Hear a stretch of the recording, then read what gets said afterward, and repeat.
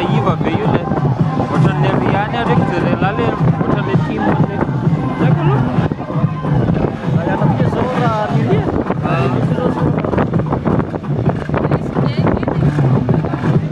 ka mbola échauffement io zao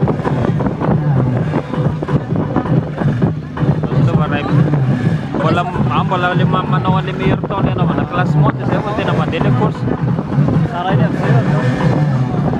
eo an-tsaiko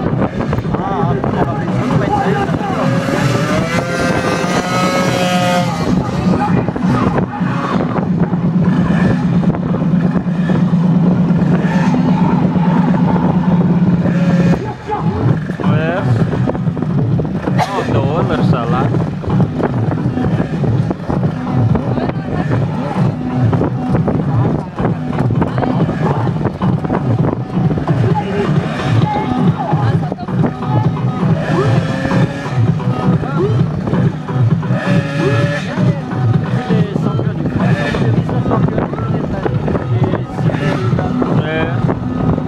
Ohatran'ny efa valaky ihany le izy ry zalahy rehefa ela ny ela ohatsaiko am'izao zao nilavana le 68 ny rafirety de lehilahy le frigidaire be mavomavo eo aloha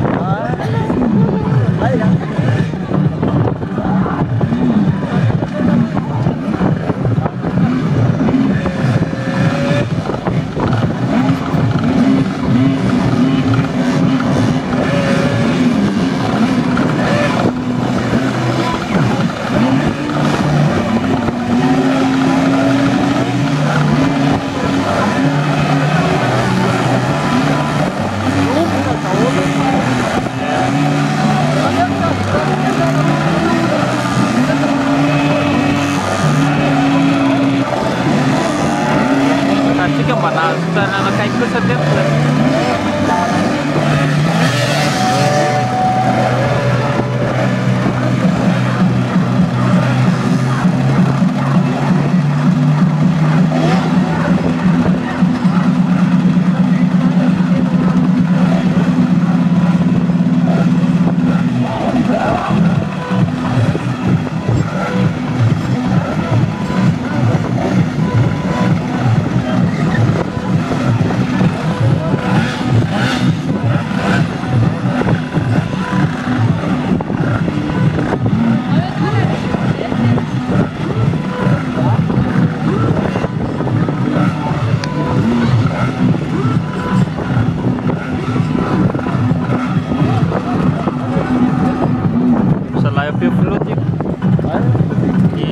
Matu fast di ane malositian dari luar.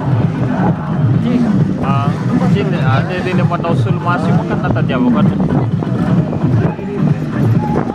Raya be. Dia na dole motor lo.